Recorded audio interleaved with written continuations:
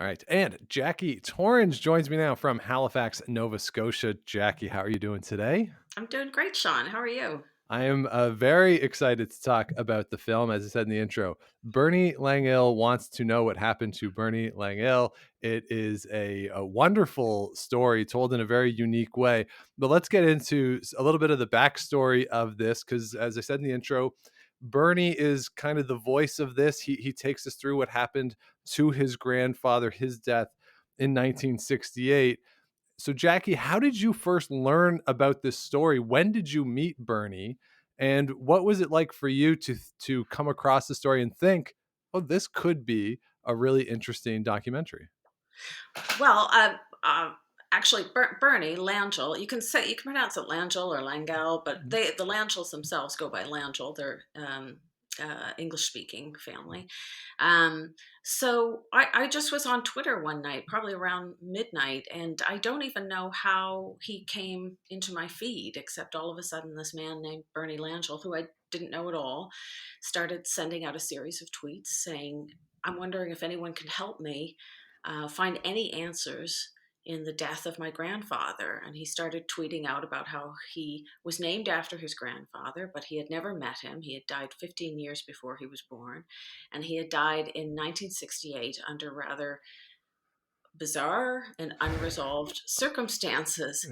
And so Bernie had grown up with the story of his grandfather basically going out one night in 1968 and his grandmother in the middle of the night waking up to have her husband in bed beside her with his head bashed in and a pool of blood at the bottom of the stairs. And then a number of odd events happened after that. A lot of them having to do with the military. Bernie Langille Sr. turns out to be a mechanic on the base of CFB Gagetown in 1968. He was a corporal. And so our Bernie, who was around the same age his grandfather was when he died, had grown up with this odd, unresolved story that had kind of been part of his childhood, almost like a dark family fable. And he was at a point in his life where his first marriage had ended and he was in a rather depressed state of mind, and he was at the time unemployed, and the shooting had happened at the Monument of the Unknown Soldier in Ottawa, and that got my Bernie thinking about his grandfather. And he went to lay a poppy at his grandfather's grave, which he had remembered visiting as a child.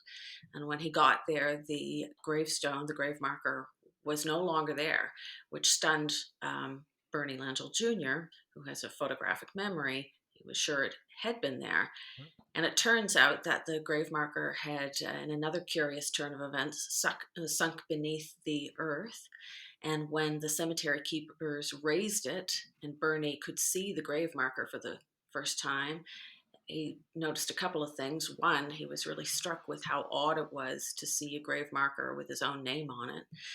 Um, and then also he noticed, which he hadn't noticed in childhood, a series of odd numbers that was on his grandfather's grave marker. And they turned out to be his grandfather's social insurance number, which Bernie suspected his grandmother left for anybody in the family who might want to come along and basically pick up the trail. And so Mhm. that's exactly what Bernie did. And so when I saw these series of tweets and he started tweeting out this story, I actually had been looking for a story in which to tell using miniature reenactments. And as soon as I saw this very strange story start to unfurl on Twitter, I contacted him and I said, "I'm a storyteller, and would you come have coffee with me?" And that's the beginning. Yeah, it is interesting to think too, because in part of what I do is I'm in cemeteries maybe more frequently than a lot of people, and it is jarring sometimes Are to you? me when you see a stone that it's like a couple, and one of them is passed and the other one's still alive. Both names are there, and one of them is like birth year and then just waiting for it to be filled in. And I always wonder, like, what is that like for that person when they go visit the stone? Is it jarring? It was interesting to hear Bernie talk about how, yeah, it's kind of jarring to see your own name on a stone. But as he tells his story, and I think he admits this early in the film too, it's kind of unbelievable, sort of the family's version of it, or parts of the family's versions of it. So as you're learning about the story, how do you try to wade through these parts that are admittedly from Bernie slightly far-fetched, or can seem far-fetched and tough to believe, compared to the actual truth? Like how skeptical are you of what he's telling you early on? Well, I can go meet someone and have coffee and, suspend my skepticism for the time that I am there and then just ingest the information and the perspective because who's telling the story is in some ways as important as the story itself and where they're coming from. So I thought the story was unbelievable. And part of the way Bernie talked to me about the story was that. Not only had the family grown up with many answers unresolved, but over the decades, as they tried to tell other people what had happened to Bernie Langille Sr., they had people who didn't believe them. In fact, our Bernie said he used to tell friends and coworkers, and people would say, that sounds like an action movie and that can't be happening. And people wouldn't believe him.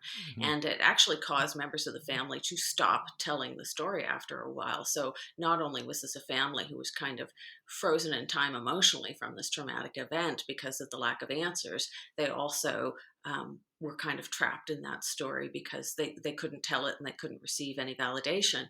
So, in terms of my skepticism, of course, I'm going to go in and unearth things and make sure that what I'm hearing is true. But I sensed Bernie was a truthful person. And also, then he showed me the documents that he had.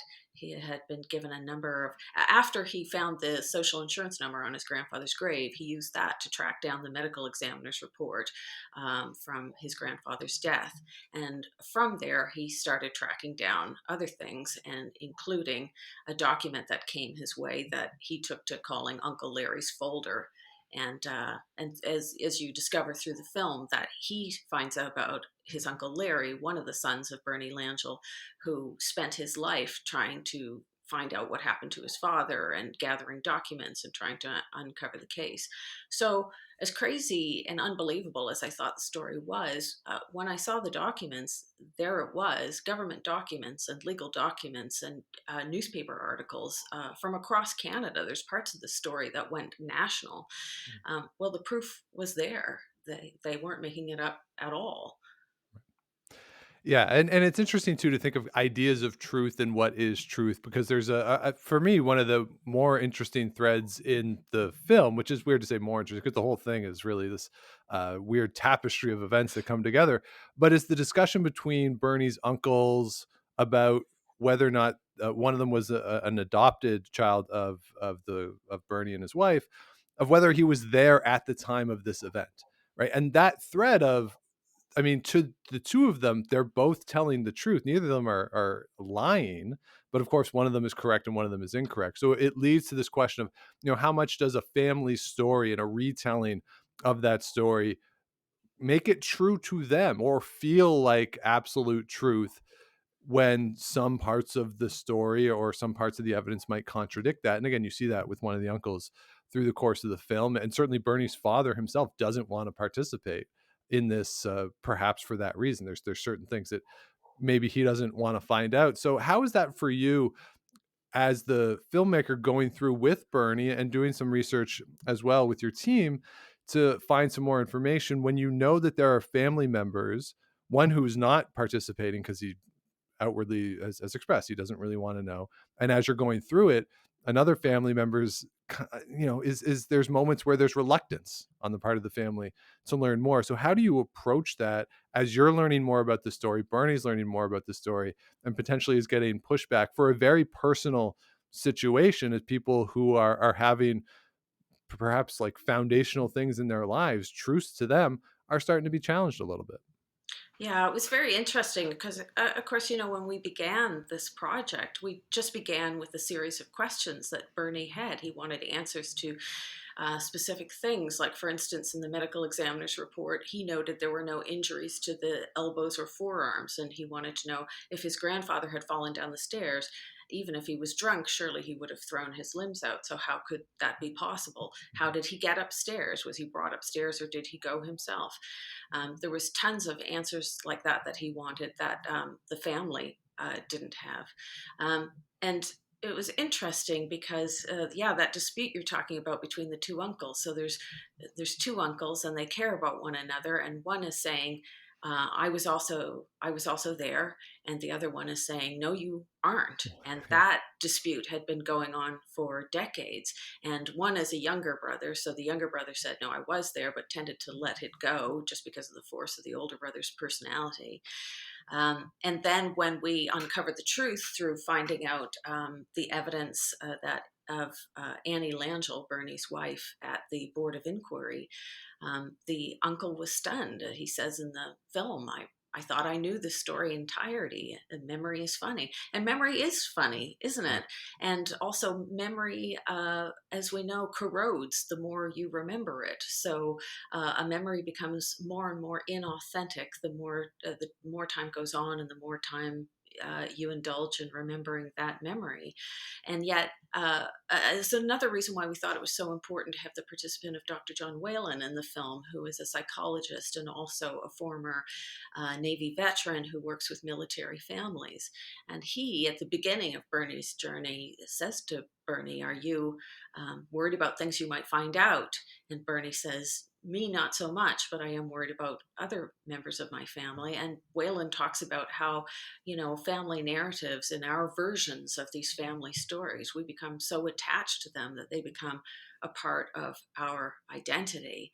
And I know that to be true in my own family history, which has only come to me in bits and fragments, and that other members of my own family are very attached to certain versions, and so am I. And to adjust to that change is really difficult because you think the ground is solid and you think you know what Yeah. has happened, and then you're given evidence that what you thought was the whole story is not. And I think that's a really unsettling feeling. And so I think to a certain extent, um, that older uncle is still processing the new Sure. information that has come out through this documentary. In a way, he just needs time to have that be incorporated. So, Yeah, there was a study that was done that I read about memory, and it was relative to 9/11, and this group asked people within a week or two of 9/11, what were you doing that day? So that Tuesday afternoon or morning into the afternoon, what were you doing?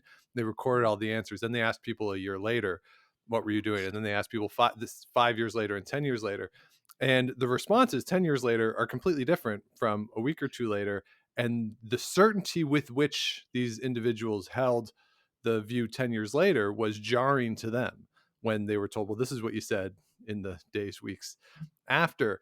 And that's just a very minor case of people being thrown by the memory, where you have potentially something with family and there's a lot of personal connection to it.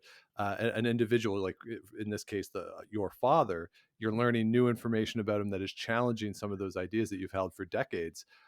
That would be very jarring, and it is powerful to see it in the film. And one of the things that makes it possible, though, is that Bernie, the elder, was in the military, and military has a lot of records on everyone who's there. So you have access to material that you might not otherwise have had.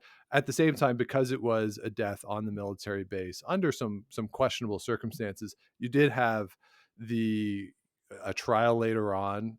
So you had some press coverage of it. So how much of the research was Bernie's himself that he had done? Because there are a couple points in the film where it feels like you are presenting him with new information that you and your team would have found. So how much of the groundwork was you, and what was the decision like to present him with information on camera to get whatever that immediate response was? I just want to say one thing before we move on from Yeah. this thing of memories or come back or circle back. Yeah. I Yeah. think oftentimes, too, we imbue memories with things that we want to be true, even if Yes. they weren't true at the time.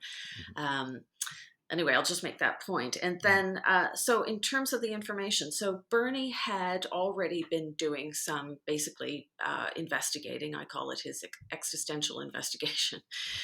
He had been doing some investigating and had come across the medical examiner's report, and then had come across many of the documents in Larry's folder. And it was from that information that he came up with a series of questions that he wanted the answer for. By the time he and I started talking, well, he was then he was employed again. He had a full-time job. So actually, the amount of work that went into trying to uncover the answers to some of the questions that he hadn't been able to find out, that in itself was a full-time job. So Mhm. he very much was like, please go see what you can find out. And we have, I myself did a lot of digging. So did our producer, Jessica Brown, and so did a researcher that we hired named Tara Doyle. And so, in some ways, some of the information came to us through people that we visited who would actually offer up additional information. Like when we went to see Chris Stiles, the friend of Larry Langille's, he said, I have a letter from Annie. And so we then presented the letter from Annie to Bernie in a studio situation. Um, and he was able to find out new information that he hadn't heard before. The information that we found, so there was a military doctor who, bizarrely, in the midst of Bernie Langille trying to be flown to Halifax to receive care for his fractured skull that had happened, presumably in the family basement, one of the very strange things that happened to him, a number of strange things, was one, a military doctor was told to order air evacuation immediately, and he didn't. He went to lunch, and the delay was for 5 hours before immediate air evacuation for this critical patient was finally ordered. Then he's taken to a hangar in Fredericton to await a plane that will take him to Halifax, and he's put in the care of a military captain at that time, Captain St. Germain, who was a military doctor, and the doctor assaults St. Germain and is even overheard saying, "You're going to die today, Langille." So the family was very intrigued to find out more about this doctor, and it was through our research that we were able to find more about what had happened to the doctor after the case with Langille. And the information we discovered affected, it told the family important information in terms of, was their loved one being specifically targeted, or was something else going on. Mhm. So I would say it was, part of it was Bernie's research, part of it was our research. The other thing about that research is, so there were two investigations, two boards of inquiry put on by the military at that time. And the family didn't have access to any of those papers until about 25 years later, when Annie, the grandmother, wrote and requested them through the Freedom of Information Act. The family at the time that the military board of inquiries were happening were under the impression that this was a civil investigation. Even though some of them went and testified at the board of inquiry, they never received any copies of any of the transcripts or any of the testimony that happened, because as Bernie learned as we went on this journey, military boards of inquiry are investigatory boards set up by the military for the military. And it's not a civic procedure whatsoever. And so it was probably not too surprising that the military board of inquiry found that, well, some of the things that they perhaps were culpable in, such as the delay, such as the assault, such as the ambulance that hits the train that hits the ambulance on the train tracks leaving the base of Shearwater, that maybe some of those things didn't help, but ultimately they weren't responsible for the event that happened at the bottom of the stairs. So they found that that no one was to blame, Right. essentially. But the family didn't know that that's what that kind of investigation was. Hmm. Yeah, and as we've seen over the past couple of years, the Canadian military is not the best at holding itself accountable or being particularly transparent in those types of investigations. So, it's part of a larger trend in that case. And it is interesting too, as you mentioned, you go see other individuals as part of this who aren't family members. The one that really stood out to me was Bertha, the next door neighbor, who does bring some new information to light. And she seems like a very sweet woman in the film. And because she knows that the information that she has is going to potentially hurt the family. And she seems like she's really hesitant to provide that information. So I'm curious just about her. How did you find her? And I was amazed too that she still had the documentation that she had all these years later. That was so important that she had the documentation, because, again, well, actually, Bertha called us. So Oh wow. when we were doing our research, part of what our research was reaching out via social media, via radio. I did a number of interviews, actually, where I would talk about, we're working on this project, and here's the story, and here's this man, and if anybody knows anything and would like to speak to me, here I am. And Bertha, I get a call from. I also received a call from Charlie Winters, the veteran who worked with Bernie Langille, who's also featured in the film. So Bertha, when she called, I believe she was 89 years old at the time, calling from Oromocto. And yes, she did have this very difficult information, and it certainly wasn't easy for her to tell it. The fact that she had this documentation made it possible for me to put her on film, because there the documents were. But one thing that she said to me, and she did say after to Bernie, was that one reason why she wanted to contact me was because in her own family, um, sh there had been a secret kept that only came to light after her husband died. And she felt such sadness that the secret had been kept uh, until kind of it was too late, that she felt, as she says in the film, she felt that Bernie had a right to know everything that she could tell him and anyone could tell him. Uh, that even though the truth can be painful sometimes, sometimes we need it to be able to fill in all the blanks. Mhm. Yeah, and it is very well said when she says that. Yeah, that, like, you can't really move forward, and the brothers too, and they're when they're interacting, they kind of say that too. Like, you have to. This is a chance to move on and finally get some healing, because when you have those gaps in a story, you just can't. And the trauma just festers, and it can, create the hole can become bigger, and the gaps within family members can be bigger. Anger is there, right? And that's what you Completely. see, right, with this family a little bit.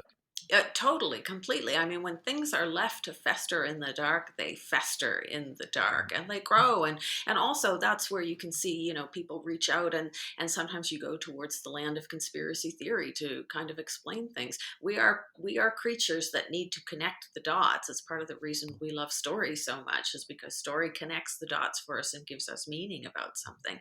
So we are inclined to look for those connecting patterns, and if they don't kind of exist empirically outside us, we will create them because we need to know.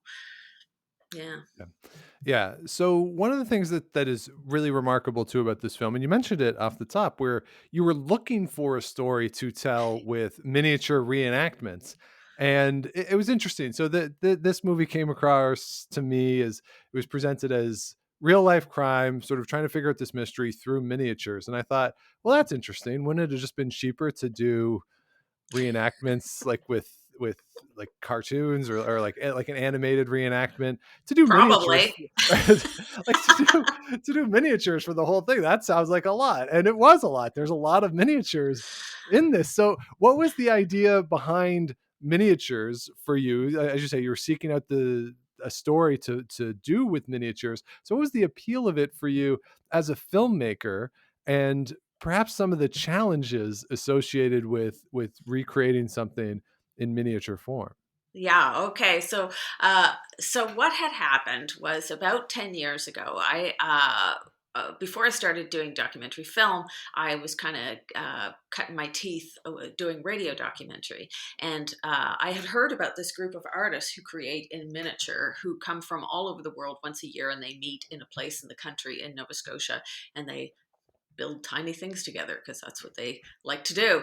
So I thought this would make an interesting radio documentary, and that it would actually be a special challenge because I couldn't show things visually. I would have to describe them.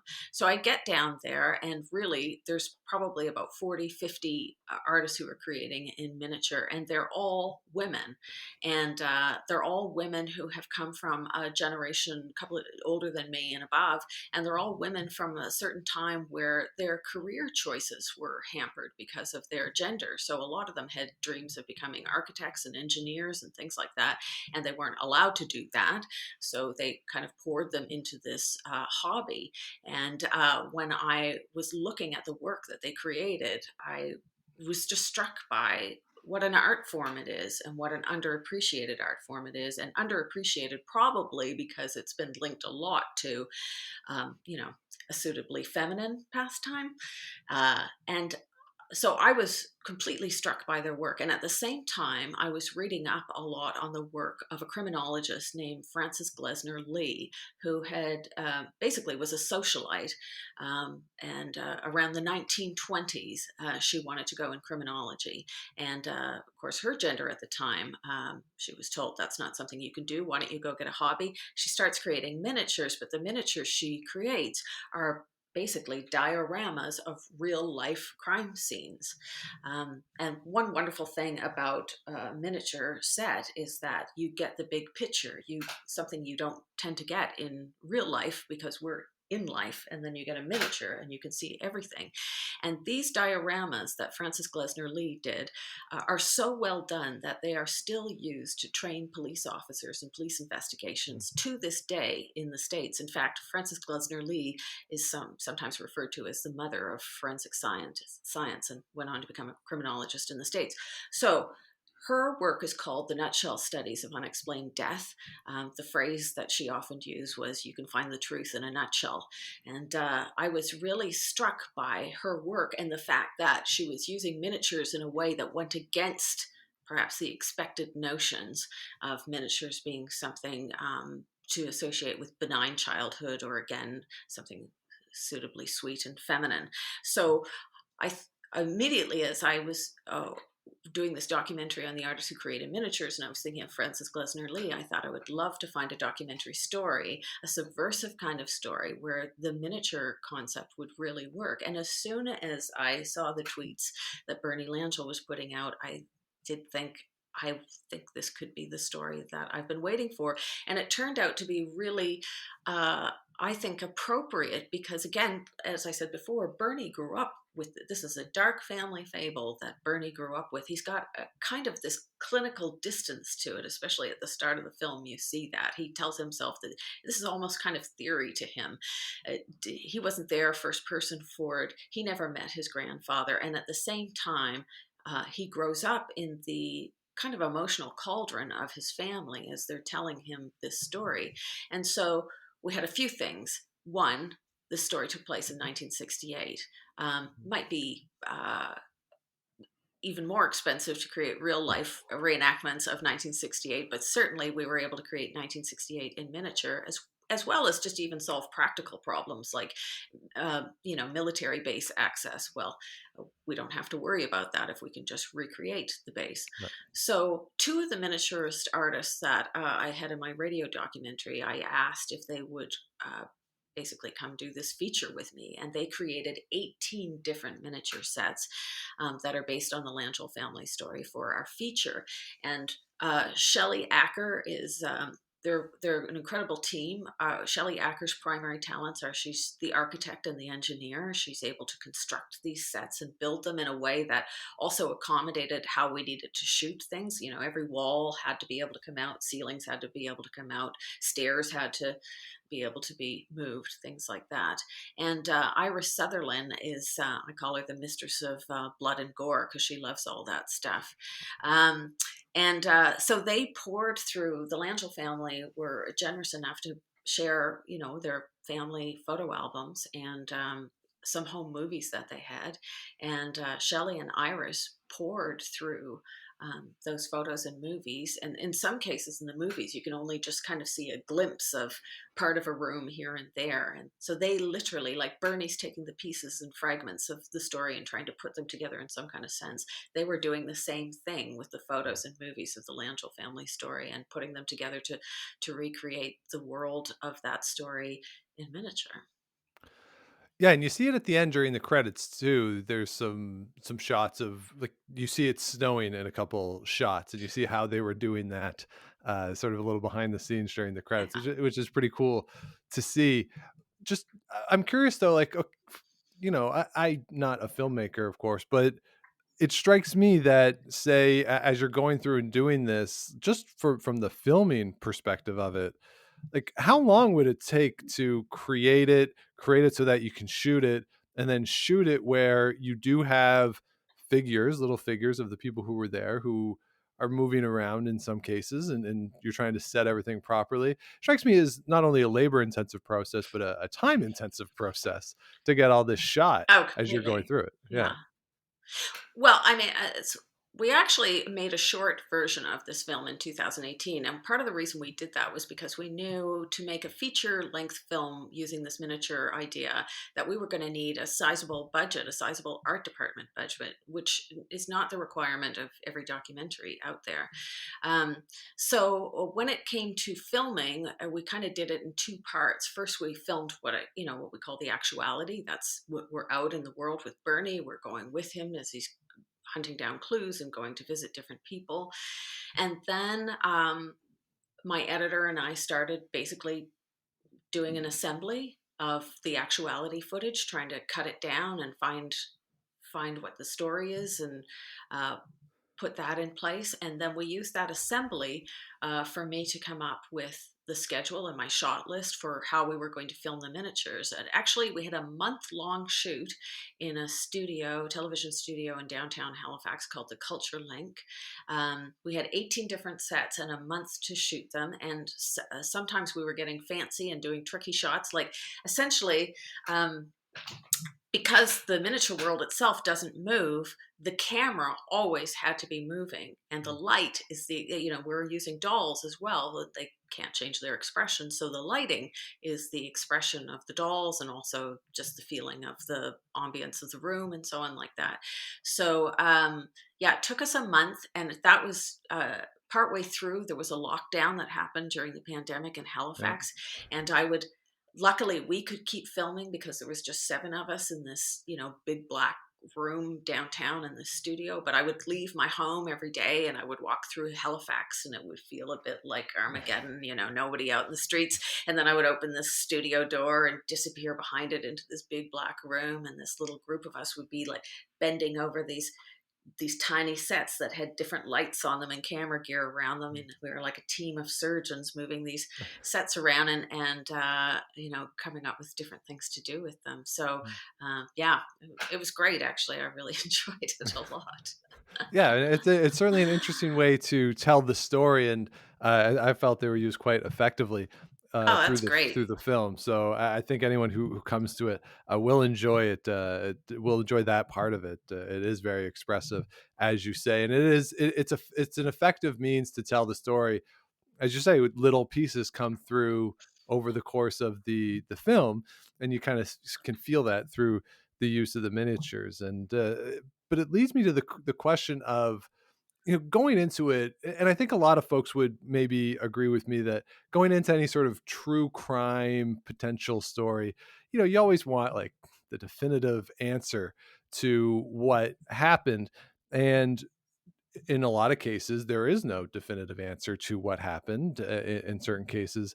So I'm curious, just for anyone coming to the film, and of course, we encourage people to go if you're in Toronto to watch it, or across the country. You can get a ticket and stream it at home.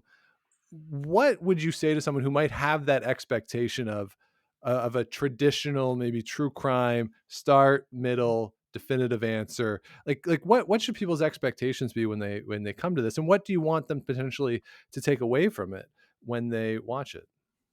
Well, it's true. I can't help. Other people have descriptions of the film, and sometimes I find them accurate. Sometimes I don't find them necessarily that accurate. Yeah, some people have called it a who done it. I say it's more of a what done it. What did this to this family? It is a film that kind of starts out as if it's going to be a true crime film, but then it morphs into what I have called before an existential investigation.